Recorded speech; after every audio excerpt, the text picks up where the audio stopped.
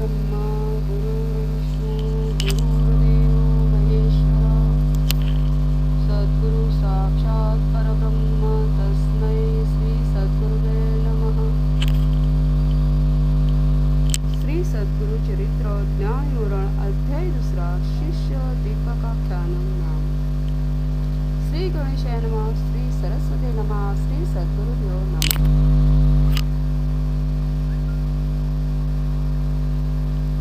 ओवी नंबर आहे 53. सृष्टी प्रजा अनुक्रमे विविध स्थावर जंगमे स्वेदज अंडज नामे जारज उद्भिज उपजली. सृष्टी प्रजा. सृष्टी म्हणजे जी ही सृष्टी आपल्याला डोळ्यामध्ये दिसते सगळीकडे, ती सृष्टी. प्रजा त्याच्यामध्ये सगळी जनता पण आहे. म्हणजे प्रजा म्हणजे कोण, तर ते स्थावर आहे. स्थावर जंगम.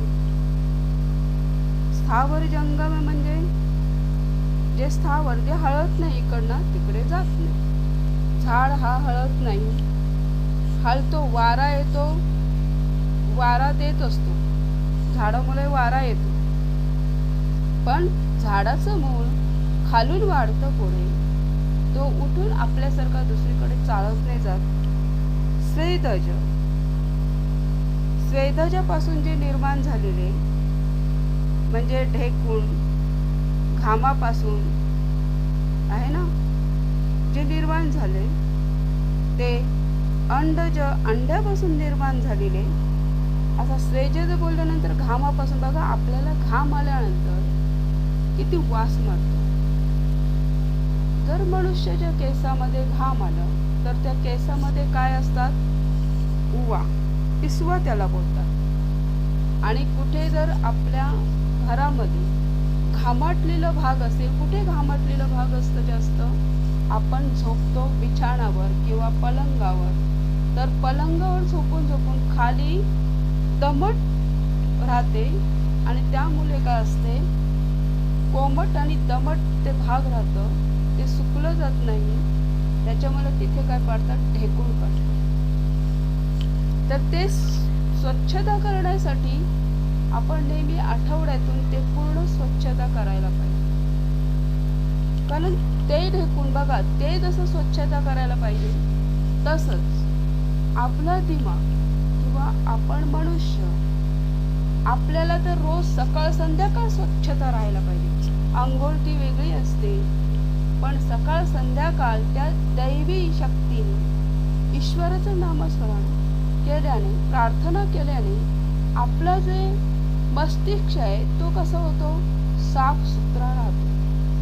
आपला मेंदू आहे तो कसा राहतो, साफ सुथरा राहतो. आपला हृदय आहे तो साफ सुथरा राहतो. कशाने, तर नामस्मरणाने. आता स्वेदज झाले घामापासून. बघा, म्हणजे आपण तसंच ठेवलं. आपण जर अजिबात सकाळ संध्याकाळ प्रार्थना केली नाही तर आपलं डोकं कसं होणार. बघा, ढेकूण ह्याला चावणार, त्याला चावणार, चावतो की नाही. म्हणून बोलतात ना, मनुष्याला जन्म आहे ते पण कर्माप्रमाणे. कोणी श्रीमंत आहे, कोणी गरीब, कोणी मध्यमवर्गीय आहे, तर ते आपल्या शिल्पीप्रमाणे, आपल्या पूर्वकर्माप्रमाणे. म्हणून इथे जे दिले स्वेदज. स्वेदज म्हणजे ढेकूण. ढेकूण चावतात की नाही. का ढेकूण चावतात, आहे की नाही. त्यांना बघा, ढेकूण आपण झोपलेले असताना ढेकणाला माहितीये का आपण झोपलेले आहोत, तरी पण ते झोपेत, आपल्याला झोपेतच चावतात. का, झोपून देत नाही. बघा, मनुष्याला सुखाने जगून देत नाही. का, ही ढेकणाची अवस्था का मनुष्याकडे आली. पण ही अवस्था कमी करावी मनुष्याने. ही अवस्था कमी होण्यासाठी सकाळी संध्याकाळी नामस्मरणात असेल, सकाळी संध्याकाळी त्या ईश्वराची पूजा केली तर हे आपोआप कमी होईल. आणि तुम्हाला हे जर गुण असतील तर त्या ईश्वराकडे भाग मांडा की हे गुण माझे कमी होऊ दे. अंडज म्हणजे अंड्यापासून निर्माण होणारे. बघा, अंड्यापासून काय काय निर्माण होतात? पक्षी अंडा घालतात ना, कोंबडी अंडा घालतो, अंड्यापासून निर्माण होणारे. बघा, पक्षी हे गुणवंत आहेत, पशु हे जंगलातले आहेत, गुणवंत आहेत. पशु पक्षी गुणवंत. समर्थाने सांगितले पशु पक्षी गुणवंत. बघा, पण काही अंड्यामधून सर्प सुद्धा असतात की नाही? का हो? अंड्यातून सर्प काय येतो? ते सस्तन प्राणी म्हणजे कसं, मनुष्याला मनुष्यामध्ये पण म्हणजे एखाद्या स्त्रीमध्ये पण अंडीच असतात. त्या अंड्यातूनच बघा, जेव्हा बाळ येतो तेव्हा त्याच्यावरून एक कव्हर असतो की नाही? असतो ना कव्हर. जेव्हा त्याला हे चिडफाड करून काढतात ना, ह्याच्यातून पोट चिडफाड करून काढतात तेव्हा त्याच्यावर कवच असते, तो अंड असतो ना, अंड्याचा कवच. जसा कोंबडीचं पिल्लं बाहेर येतं आणि तो कवच बाजूला होतो, तसंच ते मनुष्यामध्ये पण म्हणजे स्त्री गर्भामध्ये पण अंड असते. पण जन्म देताना कसा देतो? ज्या मार्फत जन्म देतो त्या मार्फत देतो. पण बघायला गेलं तर जे सर्प आहे तो अंडा फोडून म्हणजे अंड्यातूनच जन्माला येतो. पण ही सर्पाची भूमिका, सर्प पण अंड्यातून येतो, पक्षी पण अंड्यातून येतो आणि मनुष्य पण अंड्यातूनच येतो, म्हणजे अंड्यातच असते. तर पण विषारी सर्प का? मनुष्य पण कधी कधी त्या सर्पासारखाच विषारी असतो. का विषारी असतो? तर त्याला विवेक नसते. त्याच्याकडे विवेक येण्यासाठी जा सद्गुरूशी शरण, त्या सद्गुरूला शरण जा. सद्गुरू नेहमी मार्ग दाखवणार आहे ना. किती पण मनुष्य श्रीमंत असू दे तरी पण त्याच्याकडे एक जहरीला विषारी आहे ना. विषारी का आहे? जिव्हा. एक जिभेने, एक बोलल्याने मनुष्य हा दुसऱ्या मनुष्याला मारते. बोलण्याने पण, बाकीचं बाजूला ठेवा, पण बोलण्याने सुद्धा मनुष्याला मारतो. मग ही सर्पाची एवढी का त्याच्याकडे, सर्पाचं जहर त्याच्याकडे का आलं? तर त्याच्याकडे विवेकच नाहीये. विवेक कुठेतरी हरवलेला असतो आणि विवेकच नाही. आणि जरी सद्गुरू त्याला मिळालं तरी सद्गुरूचं श्रवण त्याच्या परेपर्यंत जात नाही, त्याच्या हृदयापर्यंत जात नाही, त्याच्या मेंदूपर्यंत जात नाही. इथे दिले जारज. जारज म्हणजे काय? तर गर्भाशयात मनुष्य जन्म देतो. उद्भिज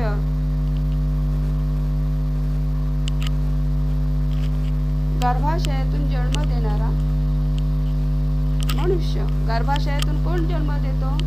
पशु देतात ना, जंगलातले सगळे पशु गर्भात जन्म देतात. प्राणी, मनुष्य प्राणी पण. आपल्याला मनुष्याला प्राणी का म्हटलं? तर मनुष्याला प्राणी ह्याच्याकरता म्हटलं तर त्या ईश्वराने सगळ्या 84 लक्ष योनीच्या शेवटला मनुष्याला जन्म दिलेला आहे. म्हणजे सगळे प्राण्यांचे थिंकिंग, पहिला प्राण्यामध्ये त्याचा जन्म, आणि प्राण्यामधून जर चांगले कर्म, जेव्हा त्याचे चांगले कर्म प्लस होतील, अधिक होतील तसं त्याला मनुष्य जन्म भेटेल. हा नियम ईश्वराने ठेवला, आपण नाही ठेवलेला. पण कर्म करायला मनुष्याला सांगितले. मग त्याने कुठले कर्म करायचे? त्यांनी सत्कर्म करायचे काय कुठले कर्म करायचे? सद्गुरू सांगतात की त्यांनी कुठले कर्म करायचे.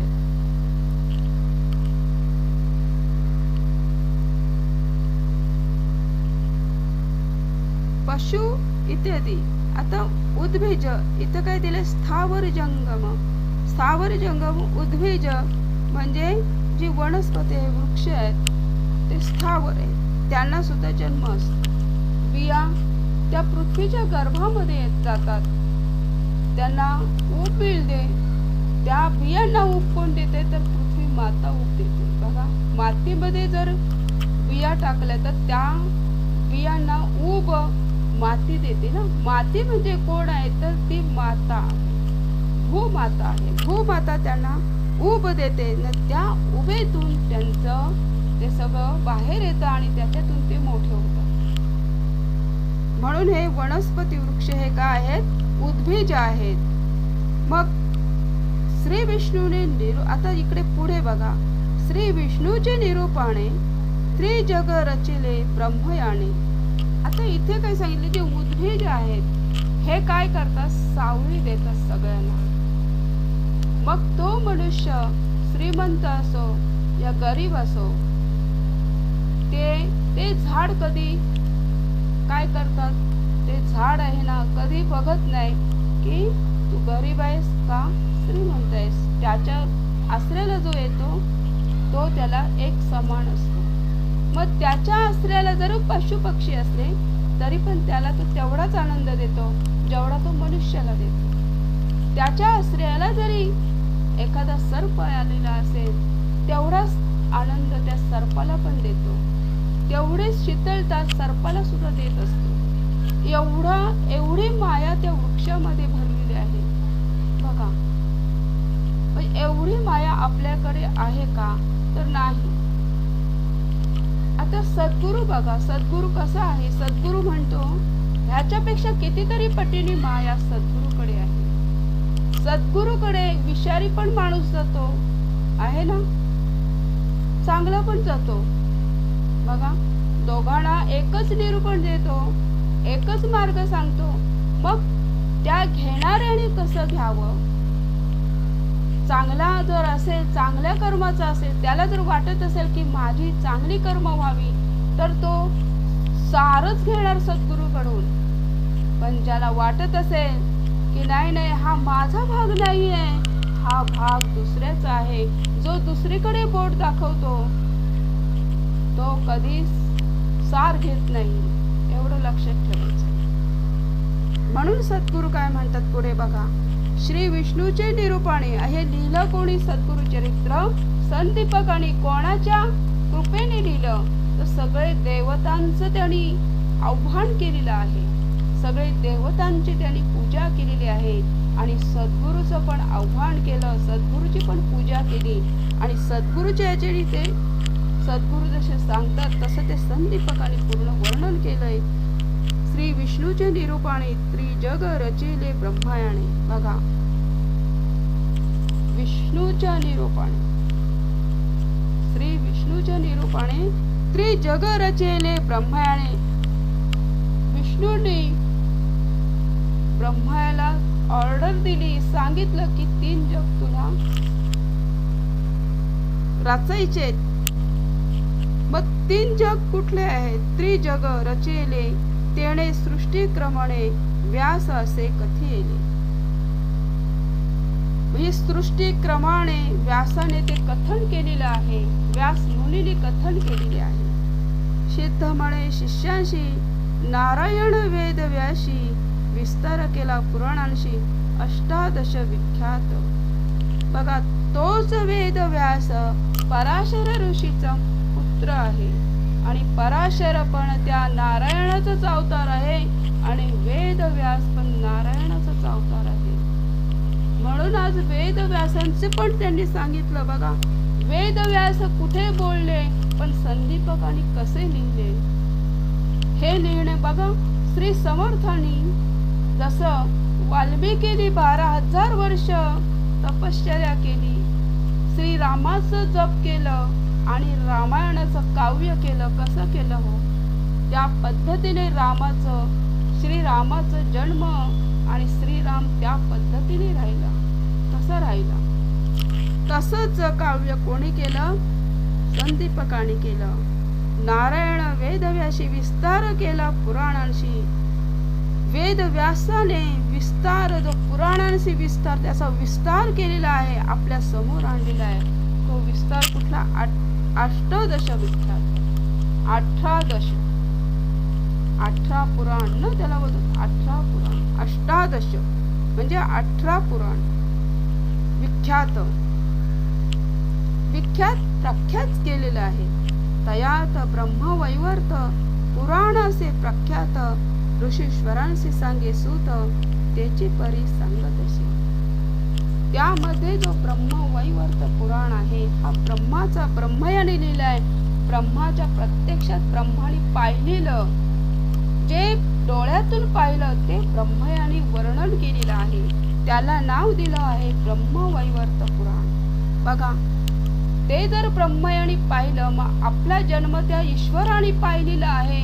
आपले कर्म त्या ईश्वर बघतोय आपल्याला. आपण जर बोललो मला कोणी बघत नाही, मी हे करतो मला कोणी बघत नाही, मी परमार्थाला बसतो आणि मी एखाद्याला अशी सुई टोचतो, मला कोणी बघत नाही, तर असं चुकीचं आहे. कारण बघणारा तो तिथेच जवळपास आहे, तो अंतरी आहे, तो भरून उरलेला आहे, त्या तो लेखाजोखा बरोबर करतो आहे ना. आता आपण महाभारतातलं घेऊया. कोण महाभारतातला? तर पितामह भीष्म. आज पितामह भीष्म शेवटला जेव्हा इच्छा मरण त्यांना वरदान दिलं वडिलांनी की इच्छा मरण, तुम्ही जेव्हा मरण मागणार तेव्हा तुम्हाला इच्छा मरण येईल. पण जे बाण लागले अर्जुनाचे, का हो अर्जुनाचे बाण लागले? का? त्यांना कोणी सांगितलं अधर्माची साथ द्यायला? बघा, अधर्माची साथ दिली कोणाला? तर दुर्योधनाला. त्यांना माहिती होतं दुर्योधन किती घाणेरडा आहे. बघा, एखाद्या कुटुंबात एखादी खराब व्यक्ती असेल, त्रास देणारी, मग कोणी पण असू दे, त्याला किती साथ द्यायचं हे त्याने ठरवायचं. बघा, तो दुर्योधन हा कुटुंबातलाच होता ना, नातू होता कोणाचा? पितामहाचा. जरी पितामहाने लग्न नसेल केला तरी त्याचे भावाच्या पुत्रांचं होतं ना मुलं, म्हणजे त्याच्या वडिलांच्या दुसऱ्या पत्नीचं होतं, म्हणजे त्याचेच ते नातू झाले ना. नातू होते, नातूला साथ दिली. नातू सत्कर्मी आहे का कुकर्मी आहे हे बघितलं नाही. बघितलं हा कुकर्मी आहे माहिती होतं, तरी पण त्या नातूला साथ दिली. म्हणजे नातू कोणतं? दुर्योधन. कुकर्माला साथ दिली.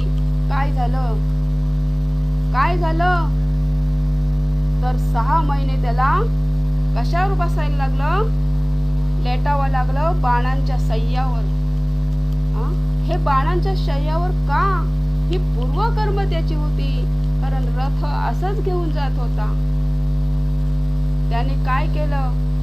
रथाच्या पुढून पाल दिसली हो त्याला.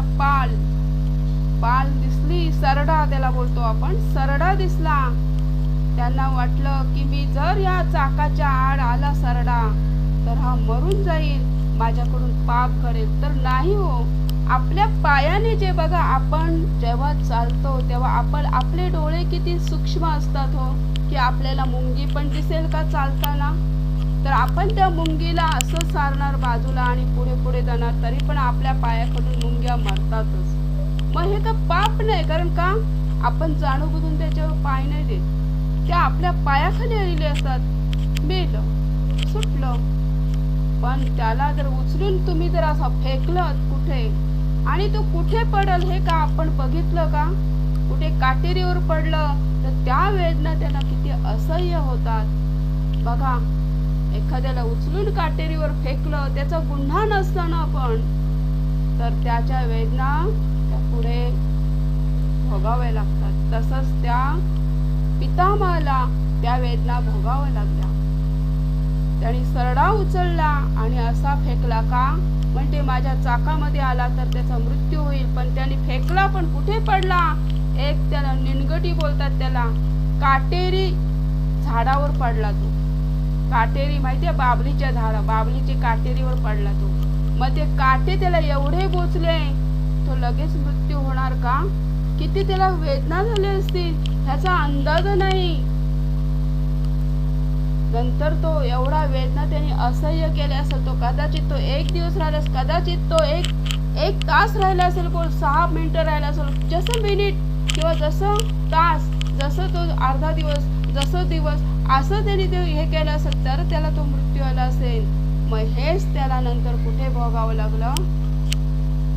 त्याला बाणांच्या सय्यावर ठेवला. बाणांच्या सय्यावर आला. सांगितलं काय? त्याला इच्छा मरण असताना पण 6 महिने तो त्याच्यावर राहिला. ही कर्म आहेत, ही पूर्व कर्म आहेत. कुठेतरी आपण प्राण्यांमध्ये पण हे केले, पण त्यावेळेस काय असतो आपल्याला माहीत नसतं. पण कुठे ना कुठेतरी तुम्ही ईश्वराकडे जाणार ना, तेव्हा नेहमी बोलत जावा की माझ्याकडून काही घडलं असेल ना तर ईश्वर माफ करा.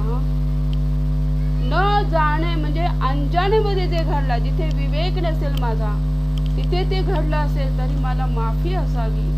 नेहमी माफी मागत जावा, समर्थ म्हणतोय. सॉरी, सद्गुरु चरित्रात म्हणतोय. आता इथे काय सांगितलं, हा ब्रह्मायाने जे ह्याच्यातून बघितलं, डोळ्यातून बघितलं, ते ब्रह्मवैवर्त पुराणांमध्ये लिहिलं. पुराणाचे प्रख्यात ऋषेश्वरांशी सांगे सूत. ऋषेश्वरांशी सांगे सूत. कोण सूत? वेद व्यास. तेची परी सांगत असे. तेच सांगतो काय 18 पुराणांचं.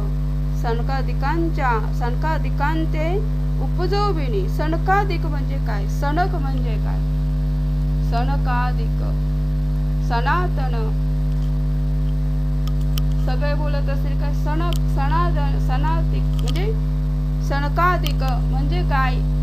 तर जो दुसऱ्याला दुखवत नाही तो सनकादिक. जो ईश्वरावर प्रेम करतो, ईश्वराची भक्ती करतो, पण दुसऱ्याला दुखवत नाही. भले तो ईश्वराची भक्ती करत नसेल, पण तो दुसऱ्याला दुखवत नाही, तो सनकादिक. उपजवणी ब्रह्मनिष्ठ. येणे गुणी मरिचादी. ब्रह्म सगुणी. उपजवी ब्रह्मा तयेवेळी. कश्यपाचा पिता मरिचादी. कश्यपाचा पिता 10 प्रजापती जे ब्रह्माने निर्माण केले, त्याच्यापैकी एक आहे मरिचादी. ब्रह्म सगुणी. सगुणी म्हणजे कसा होता? सत्वगुणी. स म्हणजे सत्व, सत्वगुणी होता तो. उपजवी ब्रह्मा तयवेळी. तेथुनी देव दैत्यांशी. उपजवी ब्रह्मा परेशी. तेथून काय? देवांना दैत्यांना उपजविलं म्हणजे उपमा दिले. ब्रह्मा परेशी. सांगता कथा परी विस्तारेशी. असे एक शिष्योत्तमा. कथा सांगत आहे. कोणाला? देवांना पण दैत्यांना पण उपजवून सांगतात. आणि तीच कथा कोणाकडे आलेली आहे? संदीपकाकडे. कोण सांगतो? तर सद्गुरु स्वतः सांगतात. कृत त्रेत द्वापार युग. मग उपजवी कलियुग. एकेकाचे निरूपी मग भूमीवरी प्रवर्तवया. इथे ब्रह्मा सांगतो देव दैत्यांशी सांगतो. कृतयुगामध्ये तर कुठलंच पाप नव्हतं. मानसिक नव्हतं, शारीरिक नव्हतं, स्पिरिच्युअल कुठलंच पाप नव्हतं. त्रेतायुगमध्ये पाप होतं. मानसिक, शारीरिक सगळं पाप होतं. बघा श्रीरामाला किती त्रास दिलं आहे ना. द्वापार युगात तर त्याहून पांडवांना किती त्रास दिलं. मग उपजवी कलियुग. आता हे कृतयुग गेला, त्याचे त्यांनी कर्म 100% दिले. त्रेतायुग गेला, त्याचे त्यांनी कर्म 75% दिले, म्हणजे 75% दिले. आणि द्वापार युगात 50% आहे ना. द्वापार युगात काय केले? 50%. मग कलियुगात का असं? कलियुगात तर 50-50 नाहीच आहे ठेवले. बघा, कृतयुग हा 100% पुण्य, 100% चांगले कर्म प्रत्येकाचे. तुझ्या स्वतः सापडलेला काही सोन्याचा हंडा असेल तो तुझा आहे. आणि त्यांच्या जर भांडण झाली तर बोलायचं राजाकडे घेऊन जा, तो राजाला देऊ, भांडण नको, असं व्हायचं. पण त्रेतायुगामध्ये 4 भाऊ कसे होते बघा. भावाचं मला नकोय, भावाचं जो सिंहासन आहे तो मला नको. भरताने सांगितलं माझ्या दादाचं सिंहासन मला नको आहे. त्यांनी दादाची पादुका आणि पादत्राण आहे ना, म्हणजे पादत्राणे आणली आणि त्या सिंहासनावर ठेवली. त्या सिंहासनावर तो स्वतः नाही बसला.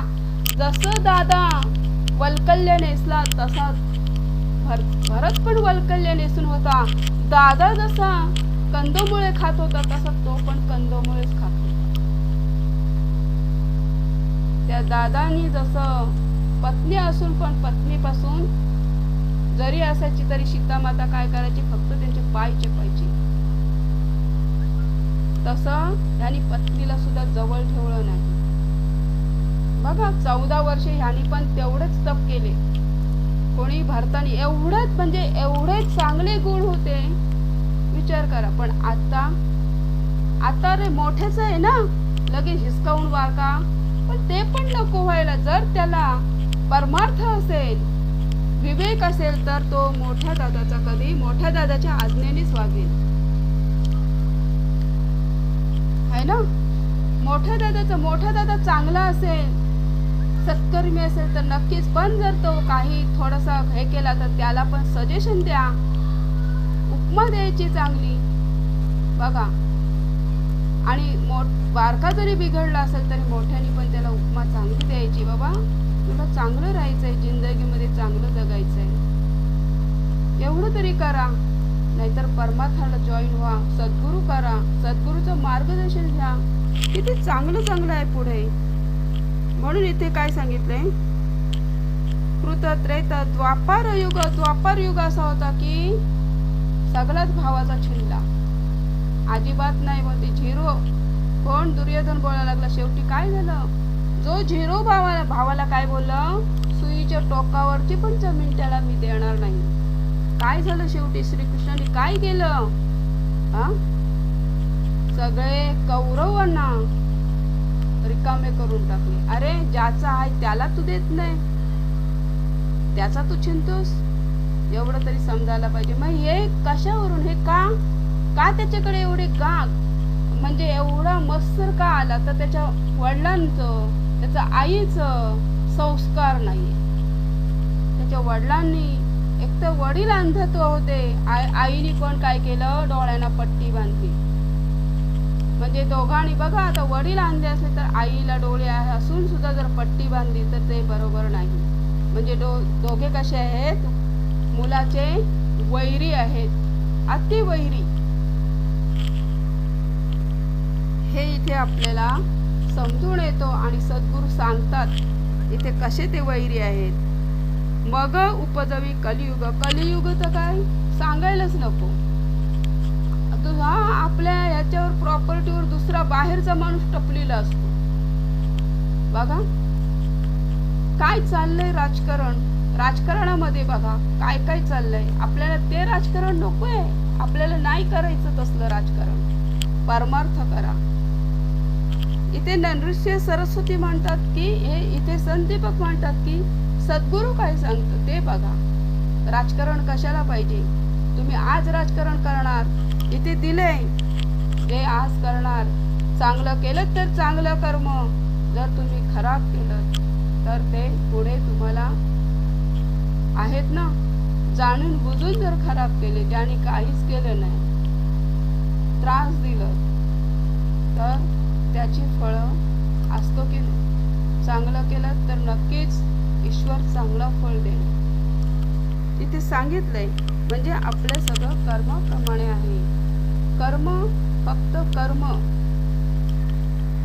इथे म्हणतात काय, सनकादिकांते उपजविनी ब्रह्मनिष्ठ येणे गुणी मरीचादी ब्रह्म सगुणी उपजवी ब्रह्म तेथुनी देव दैत्यांशी उपजवी ब्रह्म परेशी सांगता कथा विस्तारशी ऐक शिष्य ऐक असे एक शिष्योत्तमा. कृत त्रेत द्वापार युग मग उपजवी कलियुग एकेकाते निरूपी मग भूमीवरी प्रवात भया. प्रत्येकाला कृतयुगाला सांगितलं ब्रह्मानी. हा कृतयुग प्रत्यक्षात बघा, कृत त्याचा जो युग आहे हा प्रत्यक्षात कोण होता, तर ईश्वराच्याच अधीन होता आणि ईश्वर सांगेल त्या पद्धतीने राहिला कृतयुग. सांगितलं ब्रह्माने कृतयुगा तुझं काय जे आहेत गुण ते प्रत्यक्षात भूमीवर जा, पृथ्वी तलावर जा आणि तुझे गुण तू प्रदर्शन कर. तसं त्याने केलं. त्रेतायुगाला पाठवलं, नंतर द्वापार युगाला पाठवलं, मग कलियुगाला पाठवलं. आता पुढे काय ते बघा. एकेका ते निरोपी मग भूमीवरी प्रवर्तवया. त्यांचं प्रदर्शन कुठे झालं? भूमीवर झालं. असे 4 युग होते. बोलावली कृतयुगाशी. आता काय सांगितलंय? कोणाला बोलावलं? ब्रह्माने कृतयुगाला बोलावलं. सांगितलं निरोपी ब्रह्मा पर्येशी तुवा जाऊनी भूमीशी प्रकाश करी आपणाते. कृतयुगाचा जो प्रकाश आहे तो भूमीवर जा, पृथ्वीवर जा आणि तुझं काय प्रकाश आहे ते दाखव.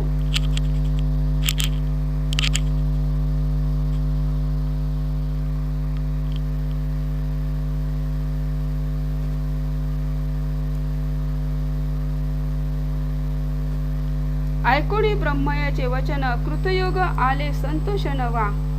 कृतयुग आलं, ब्रह्मया पुढे उभं राहिला, नतमस्तक झाला आणि एवढे आनंदी झाले. सांगेन त्याचे लक्षण ऐका शोध एक चित्ते. नृत्य सरस्वतीने त्या कृतयुगाची लक्षण सांगितलेली आहेत. त्याची लक्षणे कशी आहेत कृतयुगाची बघा. असत्य नेणे कधी वाचे. त्याच्याकडे त्याच्या मुखामध्ये असत्य हा विषयच नाही. वैराग्यपूर्ण ज्ञानी साचे आणि संपूर्ण वैराग्य घेऊन आलेला आहे. मी करेल तर आध्यात्मिकताच करेल, मी वागेल तर सत्यच वागेल, हा फक्त वैराग्य घेऊन आलेला आहे.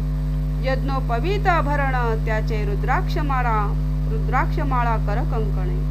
बघा यज्ञोपवीत यज्ञ त्याच्या राज्यामध्ये यज्ञ केले. कृतयुगाच्या राज्यामध्ये यज्ञ व्हायचे. यज्ञ त्याला म्हणतात. यज्ञ व्हायचे, हवन व्हायचे. संपूर्ण ज्ञान असायचं. कीर्तने म्हणजे काय? ते ईश्वराचंच गुणगान असायचं. आणि हातामध्ये फक्त रुद्राक्षमाळा, गळ्यामध्ये फक्त रुद्राक्षमाळा असायच्या. करकंकणे म्हणजे बांगड्या. आता आपल्या हातामध्ये बांगड्या आहेत, फॅशन प्रमाणे आहेत. त्या कृतयुगामध्ये फॅशन प्रमाणे नाही तर रुद्राक्षमाळा त्यांच्या हातात असायच्या. येणे रूप युग सत्य. त्याला नाव दिले का? येणे रूपे युग सत्य. काय दिलं नाव? तर कृतयुग आहे. युग सत्य म्हणजे कसं आहे? सत्ययुग. ब्रह्मयाशी असे विनवित माते तुम्ही निरोपी देत केवी जावी भूमीवरी. ब्रह्मया पुढे नतमस्तक झाला आणि सांगितलं की कधी मी जाऊ भूमीवर, पृथ्वी तळावर कधी जाऊ? भूमीवरी मनुष्य लोक असत्य निंदा अपवादक माते न साहे ते ऐक कवणे परी वर्तावी. इथे सांगितलंय त्या कृतयुगाने की भूमीवरी मनुष्य लोक आहेत. असत्य आहे, निंदा आहे, अपवादक आहे. बघा त्यांच्याकडे काय आहे? असत्य आहे, सत्य नाही त्यांच्याकडे. काय दिले त्यांच्याकडे? निंदा आहे. बघा म्हणजे निंदा करतात, एकमेकांची निंदा करतात पृथ्वी तळावर. अपवाद आहे त्यांच्याकडे. मला सण होत नाही, सण होणार नाही. कोण सांगते? युग सत्य सांगते, कृतयुग सांगते. मग कसं मी तिथे जायचं, कसं काय राहायचं असं सत्ययुग सांगतोय. ऐकोणी सत्ययुगाचे वचन निरोपी तो ब्रह्मा पण तुवा वर्तावे सत्वगुण क्वचित काळ येणे परी. त्या ब्रह्माने सांगितलं तुला फक्त तिथे काय करायचंय? तुझे सत्वगुणच सांगायचे. क्वचित काळ, जास्त नाही, क्वचित काळ फक्त राहायचंय तुला. न करी जड तंतु जाण अनेक युग पाठवीन तुवा राहावे सावधान म्हणून पाठवी भूमीवरी. तू कसा राहशील? सावधानतेने राहा, सावधास. की जिथं सत्य आहे तिथं तुझा वर्तन आणि जिथं असत्य आहे तिथे तुला फक्त निरूपण द्यायचंय. सत्य राहा, म्हणजे धर्मात राहा. जो धर्म आहे त्या धर्माचं पालन करा. बघा म्हणजे सांगितलंय की तुला लगेच मी दुसरं पाठवीन, पण तुला तिथे काय करायचंय? इथे पण आता या कलियुगामध्ये पण आपल्याला सगळे युग बघायला भेटतात. बघा, सगळे युग बघायला भेटतात ना. वर्तता येळे परी ऐका, झाली अवधी सत्याधिका. त्याची अवधी झाली. किती अवधी झाली? मुदत संपली सत्ययुगाची. जेवढं त्याला दिले वर्ष राहायला, किती सत्वयुगाची वर्षे आहेत ते दिलेले आहेत दासबोधामध्ये. इथे सद्गुरू सांगतात, प्रत्यक्षात नृसिंह सरस्वती सांगते की ब्रह्मयाने काय सांगितले आणि कृतयुगाने काय सांगितले आणि कृतयुगाला काय आज्ञा दिली ते प्रत्यक्षात नृसिंह सरस्वती सांगतात, म्हणजे सद्गुरू सांगतात. अवधी सत्याधिका म्हणजे झाली अवधी सत्याधिका. बोलावणी त्रेतायुगात विवेका, निरूपी ब्रह्मा पर्ययसा. नंतर लगेच त्रेतायुगाला बोलवलं ब्रह्मयाने आणि त्याला सांगितलं विवेक तुझ्याकडे आहे. आणि खरंच म्हणजे त्रेतायुगाकडे विवेक आहे कुठेतरी. ते विवेक फक्त त्याला प्रदर्शन करायचे. सत्ययुगाने त्याच्या सत्य प्रदर्शन केलं आहे, ज्ञान प्रदर्शन केलं सत्ययुगाने, आहे की नाही. म्हणजे तसं ब्रह्माने सांगितलं त्रेतायुगाला. आता हे त्रेतायुगाचं आपण नंतर व्हिडिओ काढू. आता इथेच आपण हे व्हिडिओ बंद करू.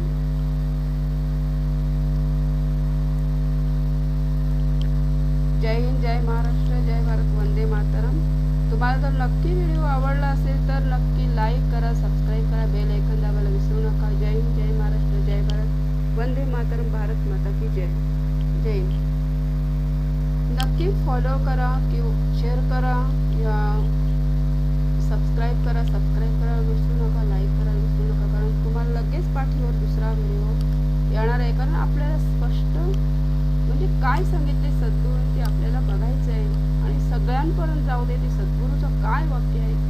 कारण मनुष्याला सद्गुरूच घडवतात ना. चांगल्या मार्गाला आणायला सद्गुरूच आणणार.